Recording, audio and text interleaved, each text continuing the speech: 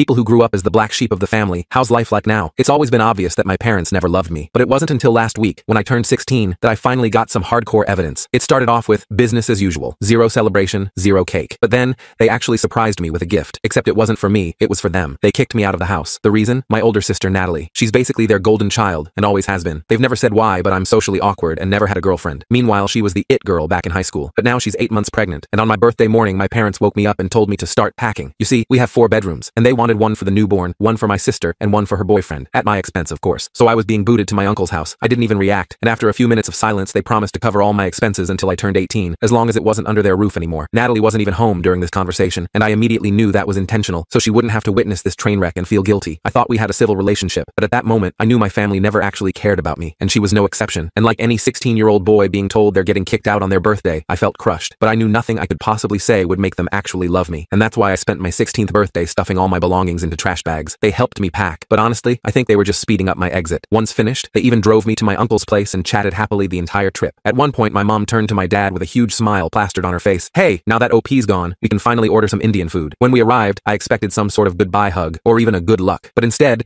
they pulled into the sidewalk and drove off before I even made it to the front door. And when my uncle opened the door, I felt even worse, because he wrapped his arms around me and warmly welcomed me in. I broke down crying, because the whole thing made me realize how terrible my parents actually are. I ended up opening up to him, and he seemed completely shocked by what I said and asked me to repeat everything. So I recounted the morning's events, and his friendly smile instantly transformed into an angry scowl. Without saying anything, he grabbed his phone, mentioned needing to make a call, and disappeared into another room. Suddenly, my uncle's voice erupted through the walls. This was completely out of character since he rarely raises his voice at anyone. He's generally super chill and soft-spoken. I immediately knew someone had seriously pissed him off for him to react this intensely. When he returned, his face was bright red with anger, and I discovered my parents were the source of his fury. Turns out, my dad, his brother, had told him that I'd actually proposed this living arrangement myself, and I was totally cool with moving out of my childhood home to live with him instead. This explained why my uncle had agreed to take me in, since he thought it was my idea. After that call, he grabbed me a pint of Ben & Jerry's ice cream. He told me he was sorry for not doing something sooner. He said my parents are the adults in the situation, and my safety and happiness should have always been their priority. I felt myself choke up and sniffle to hold back tears when he said that. They were the words I've been longing to hear ever since I was 6, and my parents told me I was worthless for the first time, but his reassurance wasn't enough for me. My parents had literally chosen to give their guest room to Natalie's boyfriend, who's like 24 with a steady job and an apartment lease. So I decided to expose my parents online and let the internet deal with them. I wasn't sure if my uncle would approve, so I waited until he went for his afternoon nap and posted what had happened without hesitation. I included everything: the favoritism, the insults, and of course, the borderline abandonment. By the time I hit post, tears were streaming down my face. I immediately turned my phone off because I was terrified of the consequences. And when I turned on my phone an hour later, I finally learned why people always say,